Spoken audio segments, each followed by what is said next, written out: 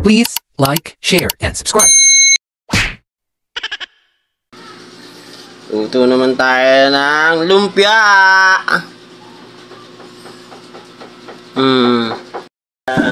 Sibuyas na puti. Kanang karots-karots yan. Ay walang pera. Kaya puro sibuyas na lang. Ayan, paminta. Mintang duro.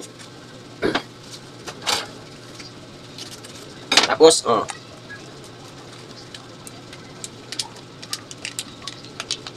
tapos na talaga yung secret ingredients dyan. Ito.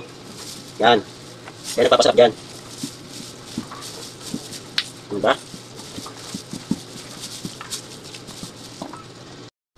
Tapos ito, ayan. Balot-balot na naman tayo dyan. Para naman, kamay kainin natin para mas masarap yan. Hintay-hintay lang kayo mga gar. Malapit na maluto yan. Konting balot lang. Konting init lang, pwede na yan. Pwede na rin pampulutan yan. Dayuin nyo ako dito. Dala nyo ako alak, syempre. Medyo madami-dami nga pala itong nabalot ko. Marami pang matitira dito, sigurado. Kaya alam nyo na, ang kasunod na ito, barik-barik na gar.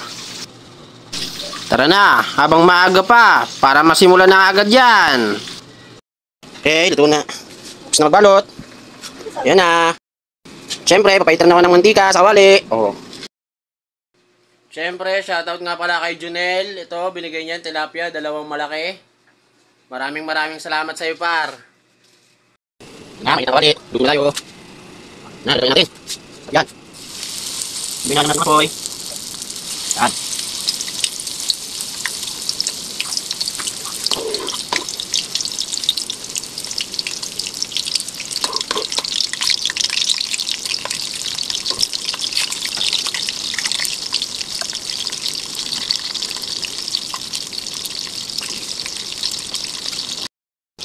Na, malapit na maluto.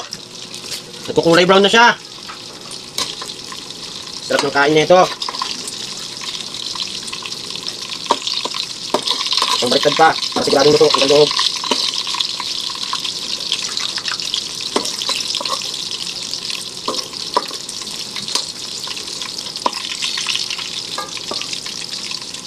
Yan.